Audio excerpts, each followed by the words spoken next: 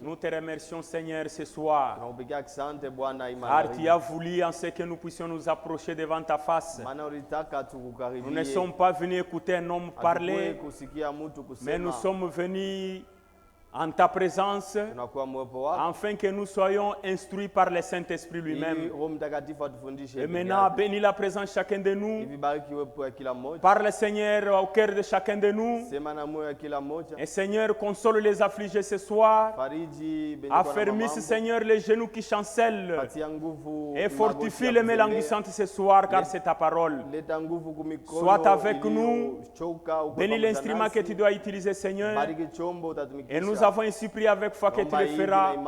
Au nom précieux de notre Seigneur et Sauveur Jésus-Christ. Amen. Que Dieu vous bénisse. Nous invitons les frères.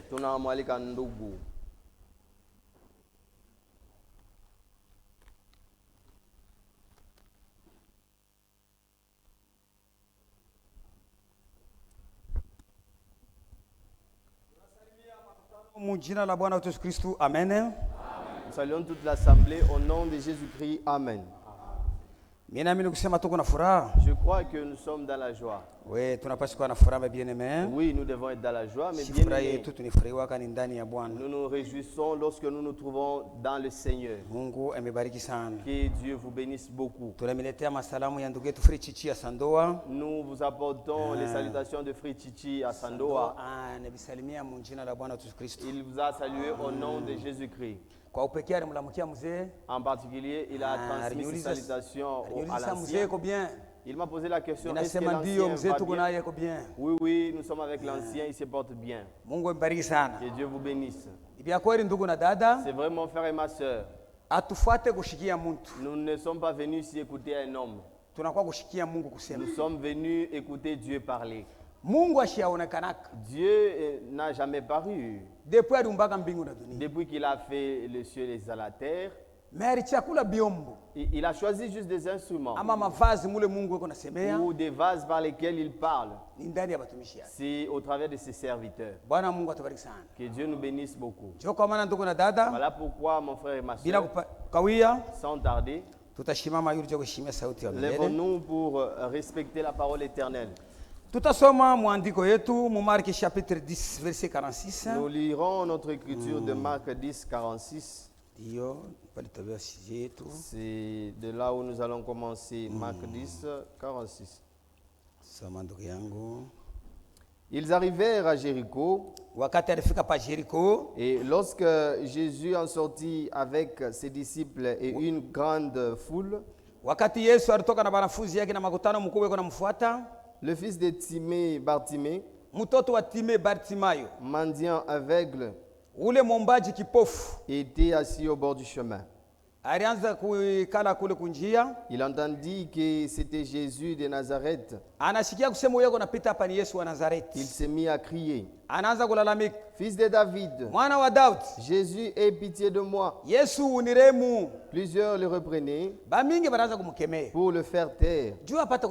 Mais il criait beaucoup plus fort, Fils de David, aie pitié de moi. Jésus s'arrêta et dit, appelez-les. Ils appelèrent l'aveugle en lui disant, prends courage, lève-toi, il t'appelle. L'aveugle jeta son manteau et s'éleva d'un bond vers Jésus. Jésus prenait la parole, lui dit, que veux-tu que je fasse? Rabouni, lui répondit l'aveugle, que je recouvre la vie. Et Jésus lui dit, va, ta foi t'a sauvé. Que Dieu vous bénisse. Je veux prier le Seigneur. Baba na mfalme wetu, jina yako ni Bwana wetu Yesu Kristo. Seigneur, toi qui es notre roi, ton nom est Jésus-Christ. Ni bia kweli hatutachoka na kuomba juu sasa muombe bila kuchoka juu fureni kwa mingi. Oui, nous ne cesserons de prier car tu avais dit demandez sans cesse afin que votre joie soit parfaite. Chia baba tunafika en présence yako. Nous sommes là dans ta présence. Batoto yako boab. Tes enfants sont là. Banacha ma préoccupation. Ils ont laissé leurs préoccupations. Banacha makaji. Ils ont laissé leurs travaux. Banacha biote balezi kufanya. Ils ont tout abandonné. Abafuate muntu. Ils ne sont pas venus suivre un homme. Banafuata kushikia wewe Mungu. Ils sont venus suivre et écouter toi Dieu parler. Voilà pourquoi toi aussi de ta part, ce soir descends au milieu de nous. Là où il y a 2 ou 3 à mon nom, je serai au milieu d'eux. Descends et parle de ta part. Moi comme un instrument, comme un être humain, mets-moi à côté. Mais conduis-moi un instrument par lequel tu vas parler. Tu avais dit dans la prédication un homme appelé de Dieu par ton serviteur, si Dieu doit faire quelque chose de surnaturel, premièrement, il doit choisir un homme en qui il peut mettre sa confiance. Il est loin. Il l'a envoyé. Celui-là n'écrit jamais pour s'occuper de sa tâche. Que Dieu nous bénisse. Que Dieu vous bénisse. Que Dieu vous bénisse. Tout est calme. Nous allons nous rasseoir. C'est vrai mon frère, ma soeur, il y a notre thème qui est déjà au tableau.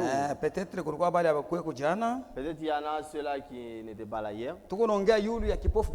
Nous parlons sur l'aveugle Bartimée. Que Dieu vous bénisse beaucoup.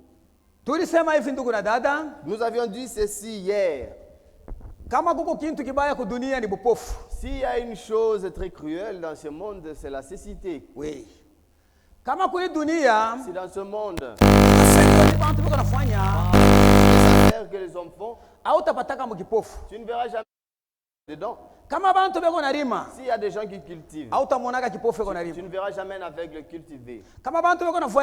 S'il y a des gens qui voyagent, l'aveugle ne fera pas des va-et-vient de voyage. Si vous voyez des gens faire différents travaux, des gens construire, tu ne verras jamais un aveugle. Pourquoi? Car c'est un homme qui n'a pas de vue. S'il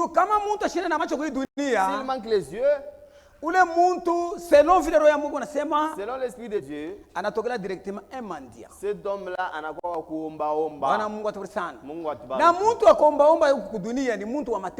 Et un mendiant sur cette terre, c'est un homme très malheureux. Et un tel homme, même si tu le vois, tu auras pitié de lui.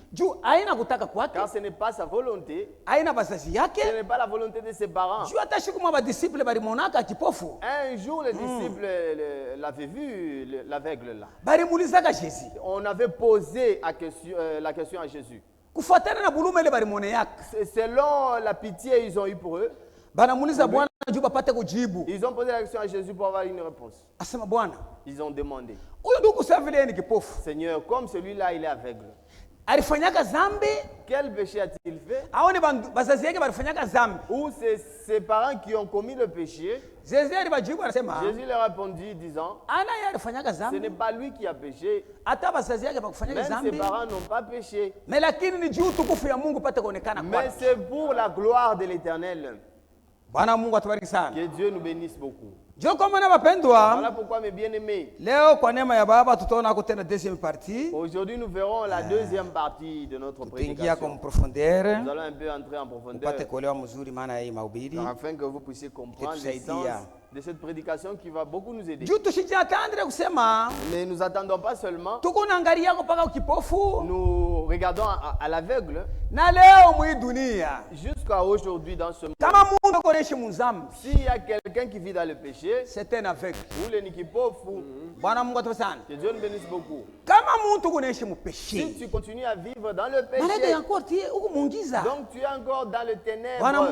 Que Dieu nous bénisse beaucoup.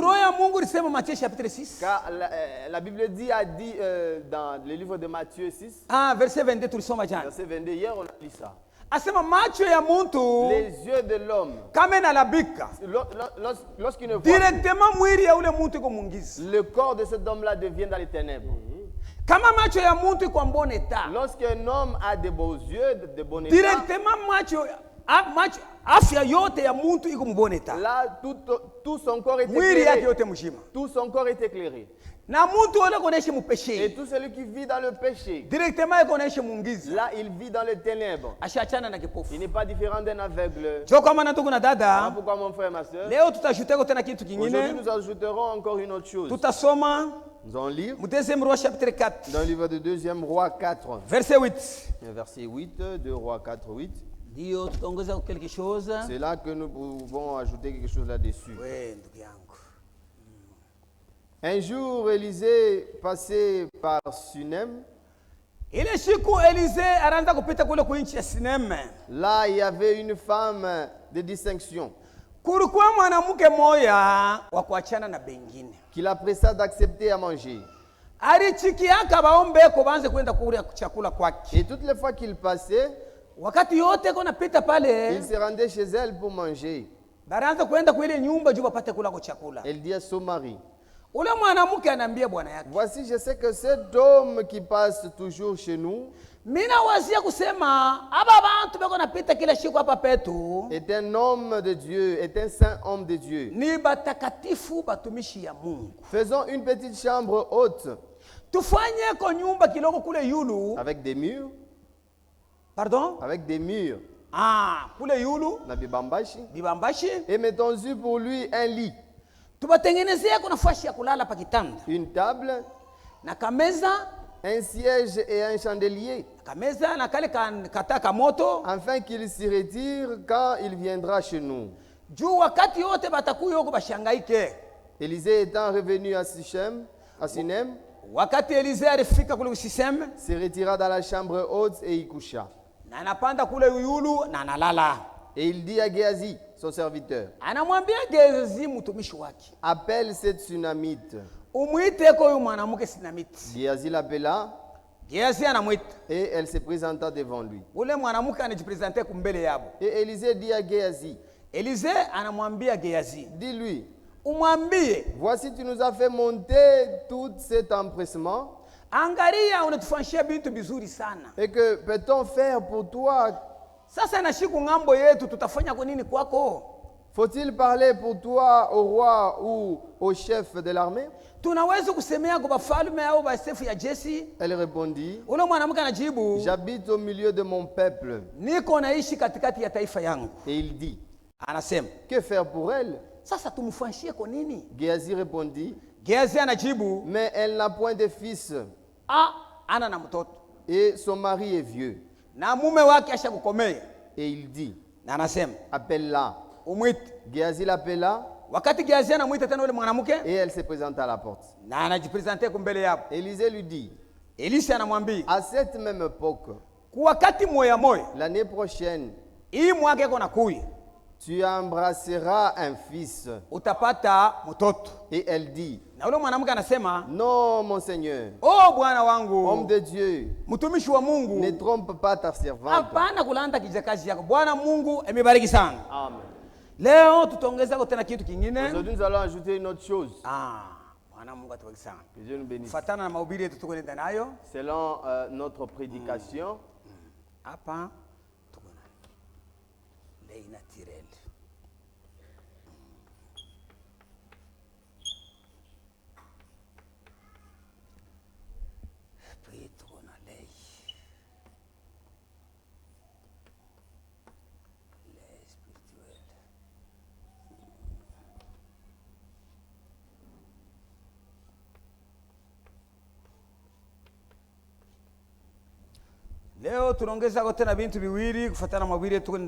Aujourd'hui on a ajouté deux choses selon notre prédication.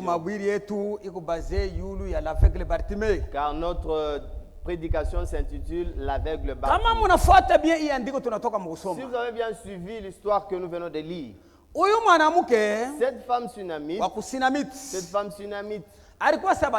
était comme toute sœur ici. Mais que dit la parole de Dieu? Mais qu'est-ce que la parole de Dieu dit? La parole de Dieu nous dit que c'est une femme de distinction. Une femme à part. Mais yani mwanamke yuko dunia alizalika kuzambi.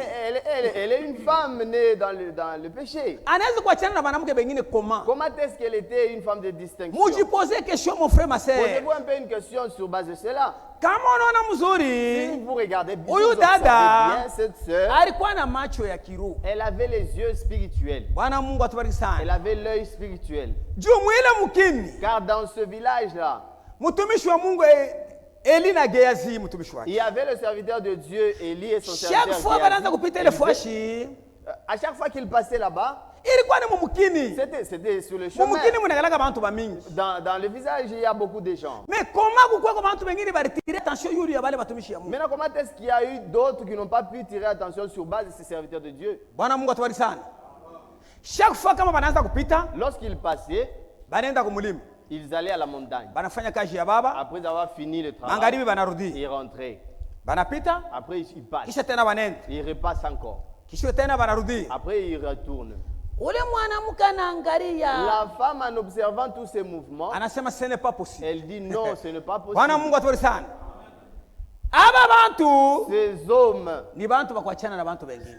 Sont des hommes différents des autres. Ni nini limufanya vile? Qu'est-ce qui a fait à ce qu'elle puisse découvrir ça? Dada yetu ule alikuwa na macho ya kiroho. Cette sœur avait l'œil spirituel. Juu macho ya kiroho, dans les yeux spirituels, iko pale juu kuangalia mambo yote concerne sauti ya Mungu. Sont là pour regarder tout ce qui concerne la parole de Dieu. Macho ya mwili, les yeux naturels, iko pale na yo juu kufuata mambo concerne na dunia. Ça concerne seulement les choses qui se passent dans le Bwana monde. Mungu atubariki sana. Amen.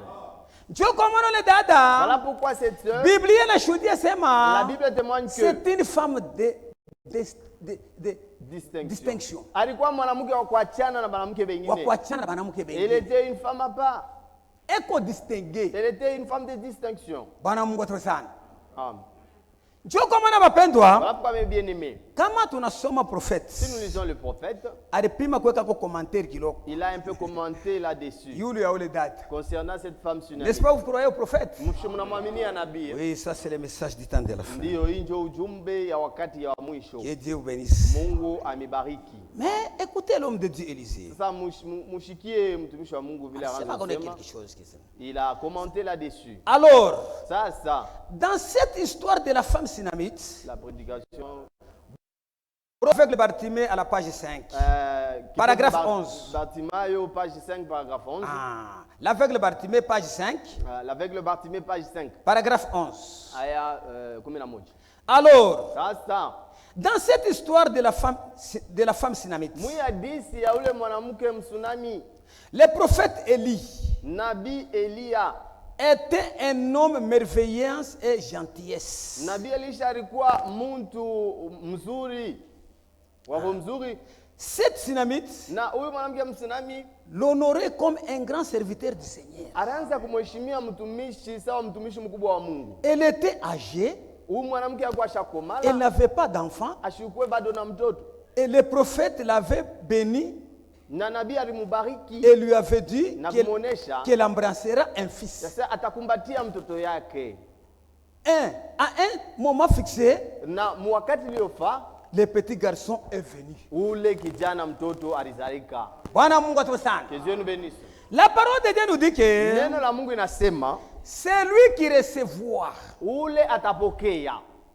Un serviteur de Dieu, mtumishi wa Mungu, en qualité d'un prophète, muali yake ya bunabii, il recevra la récompense d'un prophète. Atapokeaka maripo ya ule nabii. Bwana Mungu atubariki sana. Dieu nous bénisse beaucoup. Joy udada alipokea. C'est ce que la sœur avait reçu comme récompense. Ilitokea kunini? Cela est venu d'où? À l'hospitalité. Ni kumpokelea bageni. Muyuwe kupokelea bageni ndugu na dada. Sachez accueillir les visiteurs. Kupokelea bageni. L'hospitalité. Na yo ni mmoja sauti ya Mungu.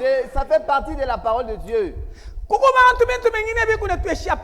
y a des choses qui nous échappent des fois dans la vie. C'est parce que nous sommes égoïstes. Si vous êtes hospitalier, lorsque vous recevez quelqu'un, ne regardez pas ce qu'il est, vous allez manquer pour lui à cause de la nourriture. Ndugu yangu na dada, mon frère et ma soeur, kama tena mimi nimirudisha mu Bible, si je vous ramène à la Bible, kuko tena dada moya il y kuserepta. a encore une veuve de Sarepta, une sœur. Eli na ye mtumishi wa Mungu Et le prophète Élie, alikimbiaka Jezabel. il avait fui Jézabel. Balifika kumuwaka kule. On allait le tuer là où il était. Ajua aliprofetizaka sema, Parce qu'il avait prophétisé disant, sa vile munaua Naboth, comme vous avez tué Naboth, vous munamunyang'anya shamba avez yake. ravi son champ. Banamula kuja kwa baimbo ya mwitu. Et qu'on a léché son sang, Na mweye vous aussi, mutakufwa. vous allez mourir. Damu yenu Et votre sang atelambula kwa baimbo ya mwitu. sera léché aussi par les chiens. Frère, kama profeta anasema kitu, Lorsqu'un prophète dit quelque chose, mbingu inasinye. le ciel signe cela, confirme Mwichike. cela, que vous refusiez, Mukatale. ou que vous acceptiez, Mbingu inachika. le ciel l'a déjà confirmé. Akabe na bibi yake Jezabel, Akab et sa femme Jézabel, pakona ile profesi, lorsqu'ils ont entendu cette prophétie, asema huyo mtoto anatuia soko. ils ont dit, oh, ce monsieur, il a bouleversé notre monde. Mumubambe. Arrêtez-le. Mule mulikuwa Eli, Là, Élie a pris fuite. Bwana Mungu atubariki. Que Dieu nous bénisse. Anakimbilia kuserepta. Il est allé se réfugier à Sarepta. Sasa anafika magharibi, Mais arrivé vers le soir, dada mwana alikuwa mjane. il y avait une veuve. Alikuwa na katoto kaloko. Elle avait son enfant, son fils. Bali profetizaka tena pa kukweli njali ya 3 ans et demi. Et le même Élie avait prophétisé qu'il y aura une famine durant 3 ans et demi. Ilikuwa ni moma ya nguvu. C'était des moments difficiles. Bantu beko nerikuria. Les hommes se mangeaient eux-mêmes. Mais angalia ule dada. Mais regardez cette sœur-là. Mtumishi wa Mungu anamtokelea. Lorsque le serviteur de Dieu est allé vers elle, Dada unisaidie kwa mai. et il lui demande, ma sœur, donne-moi de l'eau. Anabeba mai na Elle mkaburia. a pris de l'eau, elle a donné au serviteur. Dada mimi nasikia njala nipatie Après, kwa il chakula. dit, ma sœur, j'ai faim, j'aimerais manger. Ule dada anamjibu La asema, sœur lui répond, mtumishi wa Mungu. serviteur de Dieu, Sasa vile Mungu wako kunaishi. comme ton Dieu est vivant, Miri bakia na tumunga tuloko. je suis resté avec un peu de farine Na tumafuta tuloko. et un peu d'huile. Inkuni mbili ni kuna lokota. Ces 2 bois que je suis en train de ramasser, Inkuni mbili. ces 2 bois, Kuni mbili ces 2 bois ilikuwa na mana. avaient une signification. C'est la croix de Jésus-Christ. Cela symbolisait msalaba ya Yesu. Bwana Mungu atubariki sana. Amen. Tupike na mtoto yangu. Je vais faire un petit gâteau pour Kisha- moi et na- pour mon fils. Nashi tukufu. Après quoi nous allons mourir. Bwana Mungu asifiwe sana. Que Dieu nous bénisse. Elia anamwambia sema, Élie l'a dit, mtangulia mbele kunifanyia mimi. faites d'abord cela pour moi. Sasa dada, Maintenant ma soeur, uliweke mbele wewe Paule dada. mets-toi à la place de cette veuve. Mwile moma. Dans ce moment-là difficile, Tubunga tuloko. vous n'avez qu'un peu de farine là, Tumafuta tuloko. avec un peu de la Ni pêche. kuria tu kesho kufu. Et si vous mangez aujourd'hui, demain vous mourrez. Utampatia mtumishi wa Mungu. Est-ce que vous allez donner au serviteur de Dieu? Ukose kusema oh. N'est-ce pas, tu allais dire, oh, Utubunga tuloko mimi na mtoto yangu hivi. avec un peu de farine là, moi et mon fils, Bwana Mungu atubariki que sana. Dieu nous bénisse. Profeta kwa Le nasema prophète dit, kama kuko kintu kibaya, s'il y a une chose très mauvaise mimi fumbula mu mission dont j'ai ya kazi ya découvert, Mungu. dont j'ai découvert dans la mission de l'œuvre de Dieu, Bantu beko na boka. les gens ont peur. Bwana Mungu atubariki sana. Lorsque j'étais dans les voyages missionnaires, Wakati nilikuwa mkazi ya Mungu ya kubiri, une chose j'ai trouvé parmi les gens, nilibombola kintu kimoya mbantu, c'est la peur. ni boka. Qu'est-ce qui constatait la peur? Ni nini ranzoleta boka? C'est par manque de la confiance. Ni kukosa matumaini. Bwana Mungu atubariki sana. Que Dieu nous bénisse. Bantu bana na matumaini mu Mungu ule baresha kwa Les mimi. gens ne se confient plus dans le Dieu dans lequel ils ont cru. Mais ule dada, Mais cette sœur-là, yeye yasema elle savait kumkongo ya que ubwana derrière ce monsieur, kuko Mungu. il y a l'Éternel. Bwana Mungu atubariki sana. Mukumupikia, Le fait de préparer pour lui, simunaya histoire. vous savez bien l'histoire. Asema arudie mumbumba, En rentrant comme ça pour anakuta vérifier, mbumba iko full. il a trouvé là où il avait laissé.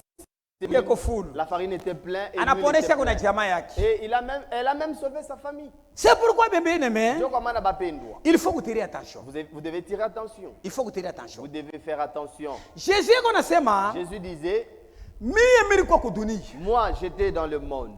Juu bale banaanza kuona, Car pour que ceux-là qui voyaient, bakwe babipofu. qui deviennent des aveugles. Bale balikuwa Je babipofu. suis venu dans le monde pour que ceux-là qui étaient Bo bapate aveugles kona. puissent recouvrir la vue.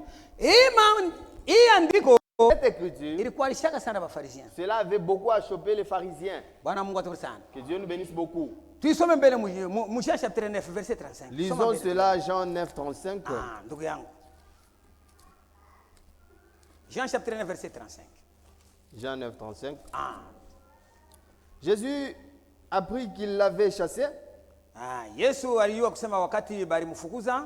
Et l'ayant rencontré lui dit, wakati anapatana yule kipofu anamwambia, crois-tu au Fils de Dieu? Unaamini mwana wa Mungu? Il répondit, akajibu, et qui est-il, Seigneur, afin que je croie en lui? Ni nani Bwana njoo nipate kumwamini? Tu l'as vu, lui dit Jésus. Yesu anamwambia sema ni huyu unaona. Et c'est lui qui te parle, c'est lui. Ni huyu kunasumbulia naye. Et il dit, na anasema, je crois, Seigneur. Bwana mimi naamini. Et il se prosterna devant lui. Na anatwanga magoti anamwabudu Yesu. Puis Jésus dit, Yesu anasema, je suis venu dans ce monde pour un jugement. Juu ya hukumu mwichigameni kanisa. Je suis venu au monde pour un jugement. Pour que ceux qui ne voient point voient. Et ceux qui voient deviennent aveugles. Quelques pharisiens qui étaient avec lui, ayant entendu ces paroles, lui dirent,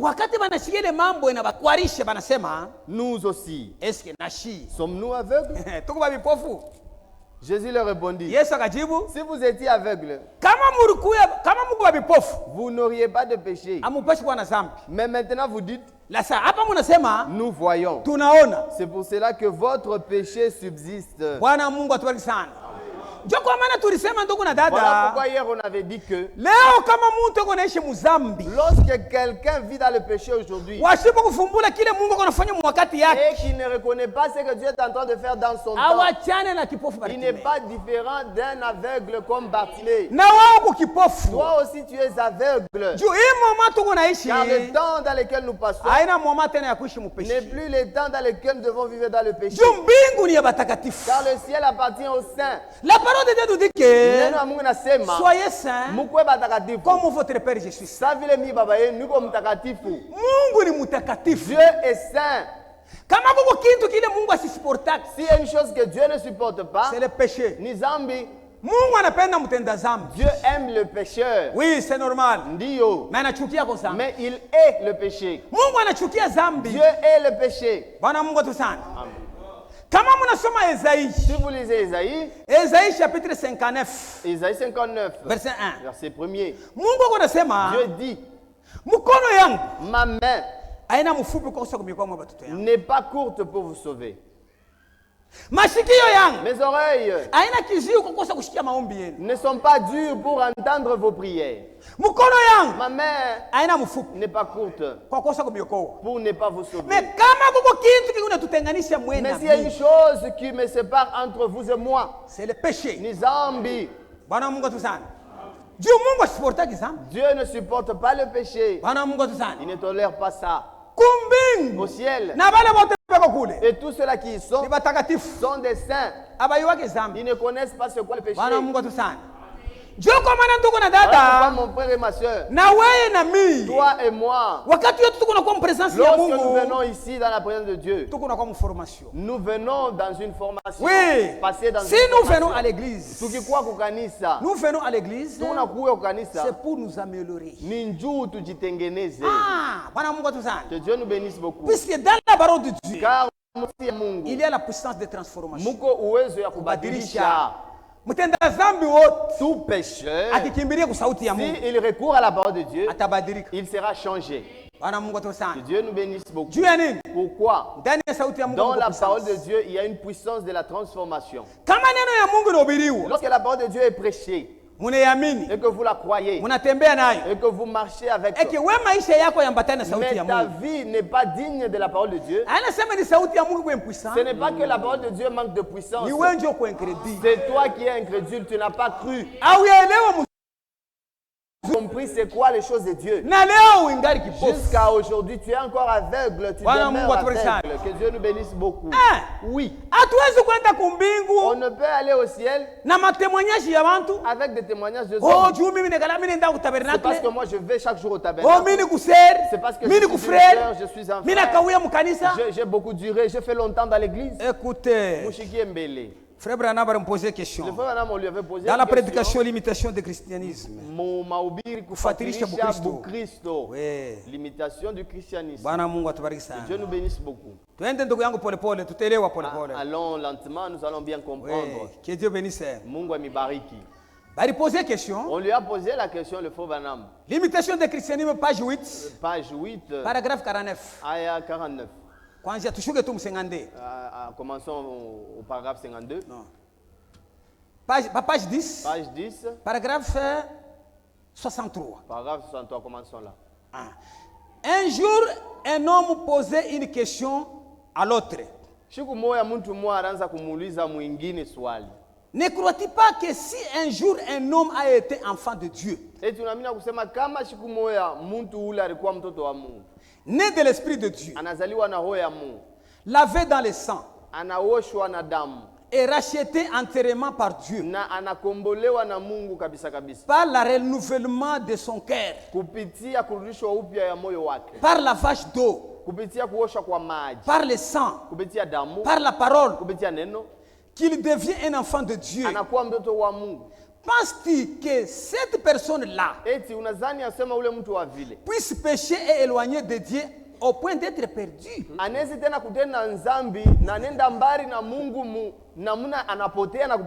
Est-ce que nous sommes ensemble, l'église? Que Dieu nous bénisse beaucoup. Oui, ce sont de bonnes choses. Écoutez la réponse d'un prophète. Le prédicateur qui parlait avec lui, comme il était très versé dans la Bible, il répondit. Je répondrai à ta question. Penses-tu un homme puisse être tellement bon? Il ne ment pas, il ne vole pas, il ne faisait rien de mal, mais qu'il soit tellement bon que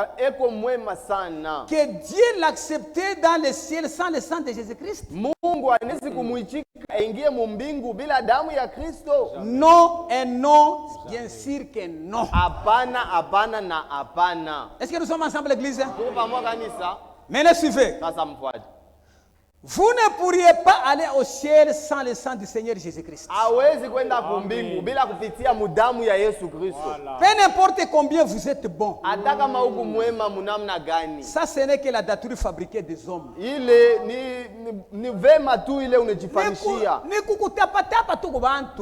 sont des choses que vous êtes vantés. Vous êtes fabriqués des choses pour qu'on vous vante. Mais pour ce qui concerne le ciel, vous n'y entrerez pas sans passer par le sang de Christ. Écoutez, nous allons lentement. Ça, ce n'est que la dature fabriquée. Nous n'allons pas au ciel sur la mérite d'une droiture fabriquée. Peu importe combien vous êtes bon, il vous est totalement impossible d'aller au ciel sur la mérite de votre bonté. C'est la miséricorde de Dieu qui vous a racheté au Calvaire. Vous êtes le cadeau d'amour que Dieu a offert en Christ. Si Dieu a offert un cadeau en Christ, Christ gardait son cadeau. Et tout ce qui vient à moi, et tout ce que le Père m'a donné, aucun d'eux n'est perdu. Dieu nous bénisse. Mon frère et ma soeur, les choses de Dieu, c'est une question de vie ou de mort dans les choses de Dieu. Attention. Faites très attention. Car le problème n'est pas de commencer. Le problème, c'est d'arriver à la fin. Beaucoup commencent avec courage, mais arriver presque au bord, beaucoup se lamentent et se fatiguent. C'est pourquoi la parole de Dieu nous dit: c'est lui qui persévérera jusqu'à la fin sera sauvé. Le problème est d'arriver au bout. Que Dieu nous bénisse beaucoup. Que Dieu soit loué. Lisons encore une autre écriture. Oui, nous sommes dans Ézéchiel. Ézéchiel 18. Ézéchiel 18, verset 20. Ézéchiel 18, 20. Ok. L'âme qui pêche, c'est celle qui mourra. Le fils ne portera pas l'iniquité de son père. Amen. Le fils ne portera pas l'iniquité de son père. Ce sont les Écritures. Et le père ne portera pas l'iniquité de son fils. La justice du juste sera sur lui. Et la méchanceté du méchant sera sur lui. Si le méchant revient de tous les péchés qu'il a commis,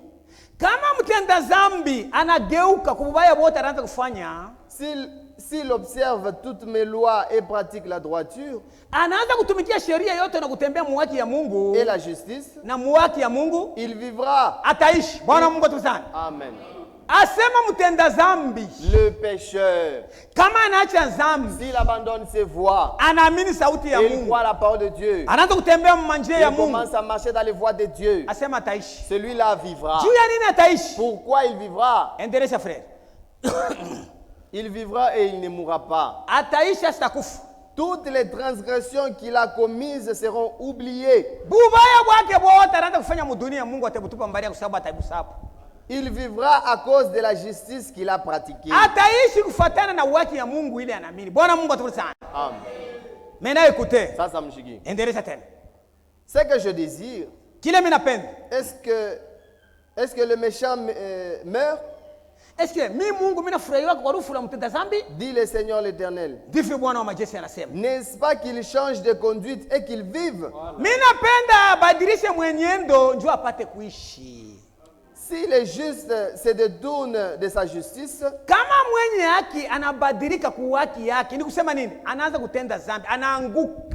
et qui commet l'iniquité, s'il imite toutes les abominations du méchant, vivra-t-il? Vivra-t-il? Toute sa justice sera oubliée. Parce qu'il s'est livré à l'iniquité et au péché. Amen.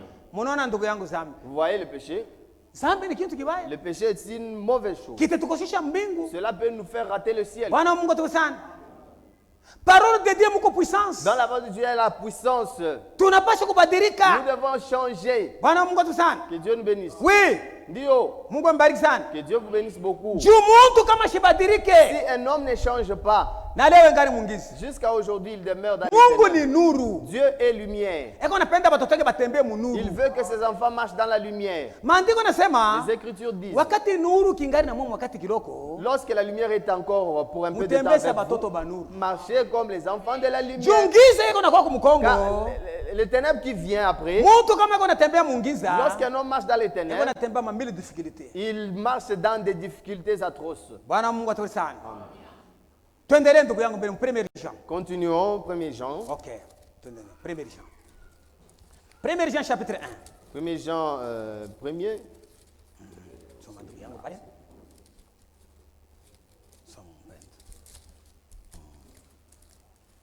1er Jean 1er verset. 1er Jean chapitre 1. Verset. En Jean verset 5. La nouvelle que nous avons appris de lui et que nous vous annonçons, c'est que Dieu est lumière et qu'il n'y a point en lui de ténèbres. Si nous disons que nous sommes en communion avec lui et que nous marchons dans les ténèbres, nous mentons et nous ne pratiquons pas la vérité. Mais si nous marchons dans la lumière, comme il est lui-même dans la lumière, nous sommes mutuellement en communion. Et le sang de Jésus, son Fils, nous purifie de tout péché. Amen. Voilà pourquoi, mes bien-aimés, il faut que tu aies attention. Vous devez beaucoup faire attention. Dans les affaires de Dieu, ne brise aucune écriture. Non. Kama comme Christ, si tu es chrétien, persévérer jusqu'à la mort. Continue tina kulufu. Nous chantons un cantique chrétien jusqu'à la mort. Chrétien jusqu'à la mort. Chrétien jusqu'à la mort. Chrétien jusqu'à la mort. Je serai chrétien jusqu'à la mort. Fidèle jusqu'à la mort. Fidèle jusqu'à la mort. Fidèle jusqu'à la mort. Je serai fidèle jusqu'à la mort. Que Dieu bénisse. La parole de Dieu nous dit que c'est lui qui observe toute la loi de Dieu. Mais pêche contre un seul commandement. Il devient transgresseur de la loi. Est-ce que nous sommes ensemble? Vous écoutez comment est la parole de Dieu? Tu as travaillé, tu as mis en pratique toute la parole de Dieu. Tu ne commets pas, tu ne mens pas, tu ne commets pas d'adultère. Tu es là un bon chrétien. Mais si seulement tu n'accomplis pas un seul commandement. Lisez frère, nous sommes dans Jacques chapitre 2 verset 10. Jacques 2, 6. Jacques chapitre 2. Jacques 2, 6. Et vous? Jacques chapitre 2 verset 10. Jacques 2, 10. Car quiconque observe toute la loi mais pêche contre un seul commandement devient coupable de tous. En effet, celui qui a dit tu ne commettras point d'adultère, il a dit aussi tu ne tueras point. Or, si tu ne commets point d'adultère, mais que tu commettes un meurtre, tu deviens transgresseur de la loi. Amen. Est-ce que vous êtes là, église? Celui à qui cette écriture s'adresse, c'est à vous. Que Dieu nous bénisse. Un jour, tu resteras un chrétien formaliste. Tu penses que tu es chrétien? Non, que tu as déjà abandonné la parole de Dieu il y a longtemps. Si tu abandonnes la parole de Dieu, Dieu t'abandonne aussi. Oui, c'est ça le programme. C'est de cette manière que Dieu travaille. 1 Samuel chapitre 2. 1 Samuel 2. Verset 30. Verset 30, lisez ça. La parole de Dieu nous dit que celui qui m'honore, je l'honore. Celui qui me prise, je le prise. Amen. Dieu commande dada. Priez afin que Dieu vous donne les yeux spirituels.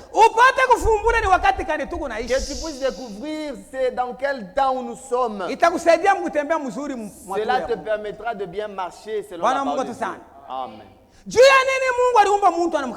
Pourquoi est-ce que Dieu a créé l'homme et lui a doté des yeux? Oui, nous avons le message du temps de la foi. Dans la prédication, le fondement fondamental pour la foi.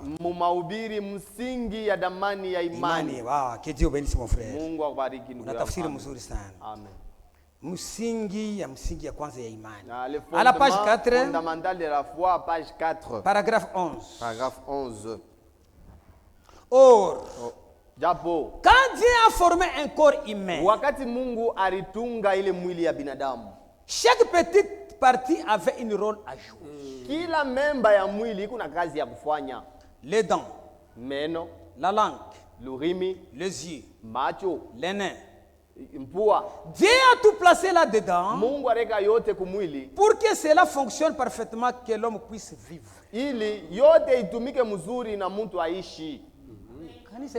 L'église ne dit pas mais. L'église est distraite. Que Dieu nous bénisse. Dieu nous a donné les yeux. Que cela nous fasse entrer dans le contact avec ce monde. Que cela nous aide à marcher, à bien voir. Que Dieu nous bénisse. Mais Satan, le diable, lui aussi est venu. Il est venu troubler les membres. Les créatures que Dieu a créées. Les yeux. Aujourd'hui, par les yeux, on commence à voir les péchés. Car l'auteur de tout mal, c'est le diable. Demain, nous verrons comment est-ce qu'on a déjà trouvé crevé les yeux. Nous lirons la Bible et le prophète. Que Dieu nous bénisse. L'auteur de tout ceci, c'est le diable et Satan. Ni Shaitan, ni Ibilisi. Satan est en travail. Dans la prédication l'harmonie de l'unité tour de Babel. L'harmonie de l'unité tour de Babel. Que Dieu nous bénisse, on va lire là-bas. C'est dire ça. Dieu va nous aider. Satan est un message. Satan aussi a ses messagers. Satan est un promesse. Satan a des promesses. Mais que dit la Bible? Ça Bible c'est manini. Résistez-lui fermement avec la foi. Il faut refuser à Satan. Mais lui il est très sérieux dans ce qu'il fait. Satan ne dort pas. Il n'est pas distrait. C'est nous qui jouons encore avec les affaires de Dieu. Écoutez, Dieu a un plan. Et le diable a un plan. Le diable a essayé de rassembler tout le monde selon son plan. Alors que Dieu a essayé aussi de ramener tous les gens à former une seule plan selon son peuple.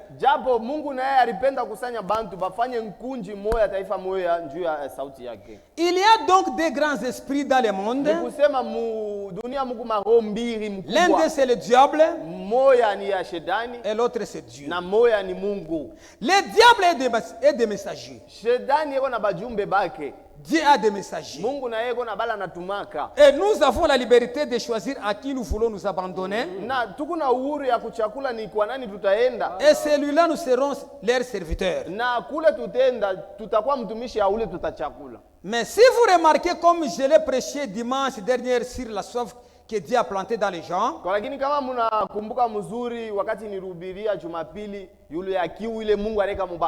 Dieu fait l'homme pour qu'il ait soif. Mais pour qu'il ait soif de lui. C'est dans cette but-là que la soif a été plantée dans l'homme. Mais Satan vient pervertir cela. Satan vient pervertir la soif que Dieu a plantée dans l'homme. Le diable vient pervertir cela. Amener aux gens à avoir soif aux choses du monde. Dieu nous bénisse. Satan c'est messager. Dans le gouvernement de Satan, il travaille avec qui là-dedans? Il a des devins. Il travaille avec les devins. Ils font partie de son gouvernement. Ce sont les gens qui font partie du gouvernement de Satan. Les soi-disant prophètes. Ceux-là sont des gens de Satan. Dans le gouvernement de Dieu, il travaille avec ses serviteurs. Il y a ce prophète et tous ceux-là que vous connaissez. Dieu nous bénisse. Maintenant, frères et sœurs, ce que Dieu nous demande, ce sont les œuvres. Puisque les œuvres, car les œuvres est l'expression de la foi. Dieu qui est sur Aïman. Dieu nous bénisse. Oui. Si aujourd'hui nous votons, que Dieu nous bénisse. Attentivement, je vais dire quelque chose qui va vous aider. Voilà. Une faute. Ça, c'est le vote. Uchakuo. Ah, vote. Uchakula. Vote.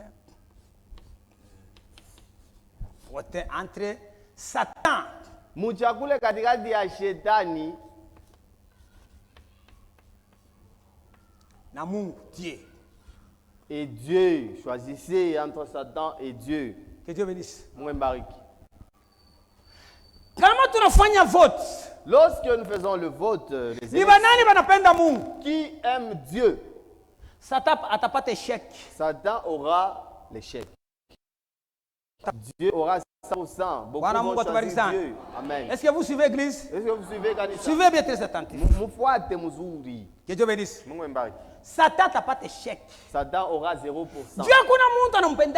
Car personne dit qu'il aime Satan. Satan, c'est un mauvais homme, un mauvais type. Regardez même les enfants. J'ai déjà trouvé certains enfants. Ils sont en train de jouer au tirer au sort et quelque chose là. Ils étaient là avec un petit locomotive. Les deux là qui se tapent le main. L'un est venu et il est entré là-dedans. On lui a posé la question. Tu aimes Dieu, tu aimes Satan? Ah non, moi j'aime Dieu. Passe ici. Il passe de ce côté-là. Après un tour, un autre vient. Celui-là de Dieu. Il s'est retrouvé que tout le monde est allé derrière lui. Celui-là qui était pour Satan, il s'est retrouvé seul. 100 personnes derrière lui. Que Dieu nous bénisse. C'est pour dire que personne n'aime Satan. C'est un type mauvais. Lui là, il veut perdre seulement les créatures de Dieu. Mais ça c'est comme tu n'es dans mon matendo. Maintenant si nous allons dans les œuvres, Dieu aura des échecs. Satan a 100%. Satan aura 100%. Lisons les Écritures. Nous sommes dans Tite. Tout comme Tite. Tite chapitre 2. Tite 2. Verset 15. Tite 2, 15. Lisez les Écritures. Mon frère. Dis ces choses. Non, Tite chapitre 1, verset 15. Dites Tite 1, 15. Ok. Tout est pur. Tout est pur pour ceux qui sont purs. Mais rien n'est pur pour ceux qui sont souillés et incrédules.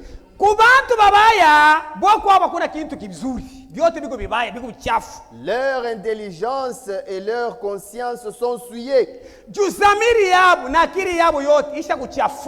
Ils font profession de connaître Dieu, mais ils le renient par leur œuvre.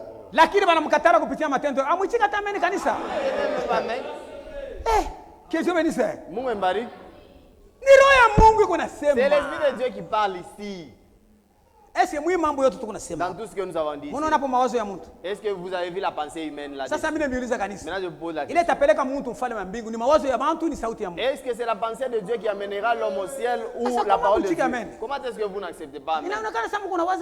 C'est comme si vous pensiez à autre chose. Je ne sais pas. C'est pas moi quoi? L'Écriture dit tout est pur pour ceux qui sont purs. Pour les souiller. Pour eux, rien n'est pur. Mais selon leur intelligence et leur manière de voir, ils font profession, ils montrent comme s'ils aiment Dieu. Mais par leurs œuvres, ils le renient tout à fait. C'est ça. 0% et 100%. Que Dieu nous bénisse. C'est ça. Il nous reste 5 minutes. Il nous reste 5 minutes. Est-ce que nous sommes ensemble? Tous sommes ensemble. Lisons encore. Apocalypse chapitre 3. Verset 10. Verset 10. C'est que Dieu t'a donné garde de ça. Si vous perdez cela, tu vas perdre ta couronne. Écoutez les Écritures. Je vais vous lire Ewald Frank après quand nous allons arrêter. Apocalypse 10. Verset 3:10. 3:10. 3:10. Apocalypse 3, verset 10. Parce que tu as gardé la parole de la persévérance en moi. Je te garderai aussi à l'heure de la tentation qui va venir sur le monde entier pour éprouver les habitants de la terre. Uichike ukatale, majaribu iko nakuya. Huyu anasema na frère Paulin, c'est la parole de Dieu. Le frère Paulin, c'est la parole de Dieu qui l'a dit. Soma ndugu yangu. Twende mpendo. Je viens bientôt. Niko nakuya hapa sasa. Retiens ce que tu as. Beba kile uko nacho. Afin que personne ne prenne ta couronne. Hakuna mtu mata kunyang'anya taji yako. Celui qui vaincra, je ferai de lui une colonne dans le temple de mon Dieu. Bwana Mungu atubariki sana. Amen. Ndugu yangu na dada. Ma frère et ma soeur. Maandiko nasema mzuri. Les Écritures ont bien dit, comme tu as gardé ma parole de persévérance. La parole s'adresse à vous qui avez gardé la parole. Vous avez patienté durant toutes ces années. Dieu dit, il va aussi vous garder devant toutes les tentations qui vont s'abattre sur ce monde. Que Dieu nous bénisse. Il y a des tentations qui viennent. Il dit, je viens bientôt. C'est lui qui a dit, c'est le propriétaire des paroles. Il vient. Il vient faire quoi? Prendre son église. Maintenant, lorsqu'il vient prendre son église, il dit, tiens bien ce que tu as. Qu'est-ce que tu as? N'est-ce pas, tu as quelque chose? Vous avez la parole de Dieu. Que Dieu bénisse. Maintenant écoutez. Dans la prédication, donnez-vous de la manne fraîche. Prêchez à Krefeld le 5 mai 1985. Retransmis depuis Krefeld le 30 novembre 2024. Et Wald Frank. Écoutez.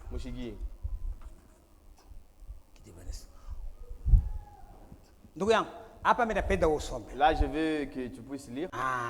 Quand même le frère Branham, il est passé par des différentes secousses.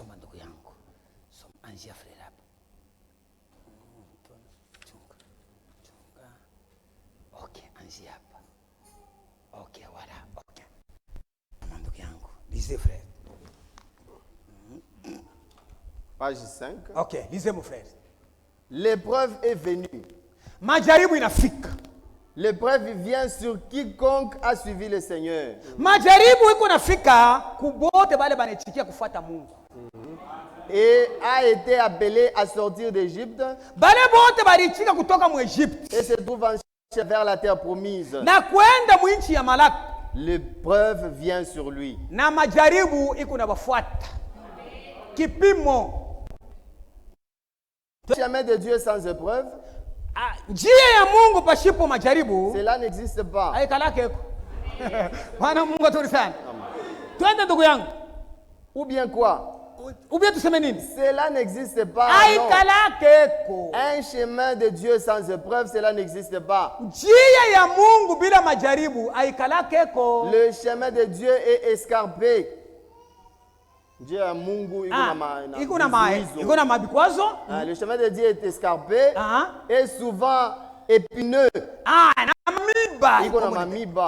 Mais il nous fait du bien. Et heureux celui qui ne murmure pas trop. Amen.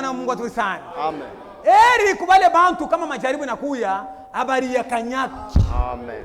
Oh, majaribu inakuya. Il y a beaucoup de tentations. Majaribu yote ni kipimo. Toute tentation est une épreuve. Imani yote inapaswa kuwa éprouvé. Toute foi doit être éprouvée. Hawezi kwenda kumbingu. Tu ne peux aller au ciel pasipo kupitia pa balance ya Mungu. Sans que Dieu puisse te mettre sur sa balance. Mungu na yeye anaangalia na balance yake. Dieu a sa balance. Kama unaenda kumai, si tu vas à la rivière, utakuta ba pêcheurs beko na balance yao ya samaki. Vous allez trouver les pêcheurs avec leur balance pour mesurer. Kama unaenda kumaibwe, si vous allez là, utakuta ba creuser dans les carrières, vous allez trouver les creuser avec leur balance. Mungu na yeye, Dieu lui aussi, eko na balance yake. A sa balance. Il avait un peu mis Belshazzar sur sa balance. Babylone. Là, à Babylone. Il lui a pesé sur la balance là. Rien. Il n'a rien trouvé en lui. Il n'avait pas de foi. Tout un roi qui n'a pas de foi. Que Dieu nous bénisse. Il a fait une fête là extraordinaire. Il a pris même il a utilisé toutes les ustensiles. Il a fauté, il a envoyé les gens aller vers Jérusalem pour aller prendre les ustensiles du temple de l'Éternel qui était consacré. Comme lui il était roi, ils ont pris, ils ont obéi à ce qu'il a dit. Il a commencé à manger dans sa fête avec ses gens. Il a commencé à danser. Il a fait de la musique. Après quoi? Dieu écrit aussi. Et Dieu nous bénisse. Mene mene. Mene mene. Mene mene. Mene mene. Mene mene. Mene mene. Tekeli tekeli. Tekeli. Sasa uitafsiri. Maintenant interprétez cela. Bana Mungu atukuze. Dieu nous bénisse. Ni lugha ya kumbingu. Ça c'est le langage du ciel. Ni nani atainterpréter? Qui va interpréter ce qu'il a dit? Bana Mungu atukuze. Banaita bachawi. On a appelé les devins. Zéro. Ils n'ont pu interpréter. Banaita bantu ba ekiba ba Babylone. Ils ont appelé les sages de Babylone. Zéro. Ils n'ont pas pu interpréter. Bale bote aliweka confiance. Tout cela dont il avait mis sa confiance en eux. Zéro. Zéro, ils n'ont pas pu interpréter. Ufalme na shirika. Le roi s'est irrité. Comment est-ce que je vous paye de l'argent? Mais vous, il les a fait pendre. Mais il y avait un homme. Un homme de Dieu. Et c'était Daniel. Et il dit Daniel. Une femme dit au roi. Il y a un. Lui, il n'a pas vos dieux. Lui, il a un esprit supérieur avec un Dieu saint. Et son nom est Daniel. Il dit, appelez-moi ce monsieur-là. On a appelé Daniel. Il est venu au roi, vit éternellement. Non, ne sois pas pressé. Ne tue pas ces hommes. Moi, je vais parler avec mon père. Il va me révéler ces choses et je viendrai te les révéler. Que Dieu nous bénisse. Que Dieu vous bénisse. Nous allons nous revoir demain. Nous avons arrêté par là. Il est temps. Nous allons continuer demain.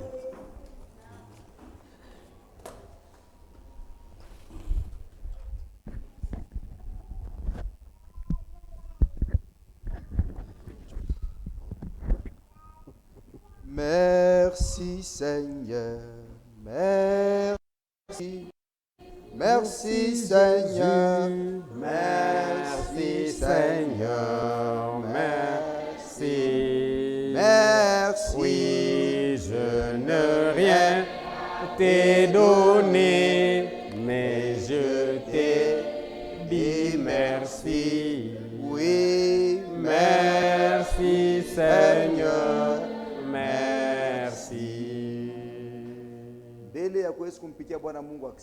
Avant de remercier notre Seigneur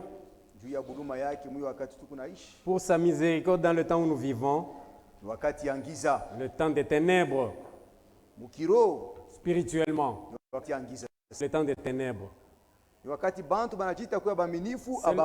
C'est le temps où les gens s'appellent croyants mais ne voient pas. Notre Seigneur Jésus avait dit ça. Où les prophètes avaient prédit. Ils auront des yeux mais ne verront pas. Mais dans ce temps, l'aveuglement est si supérieur. Sans pour autant voir ce que Dieu fait. Mais nous avons reçu le produit. Et ce médicament, nous avons appliqué ça sur nos yeux. Dans cet âge de Laodicée, c'est la parole de Dieu révélée. Nous voyons clairement, on n'est plus aveugle.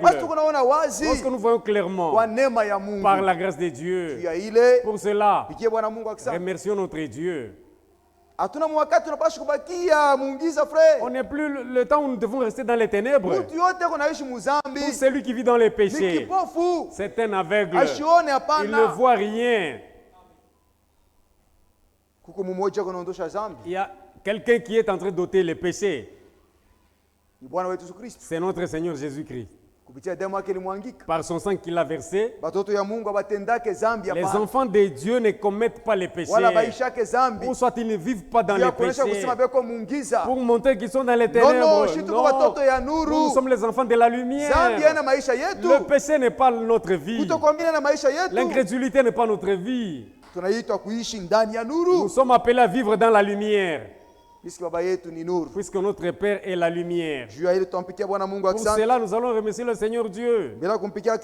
Avant de le remercier, frère Pichu remercie le Seigneur. Le deuil s'est bien passé. Et il remercie les frères et sœurs pour leur assistance. Prions en remerciant notre Dieu.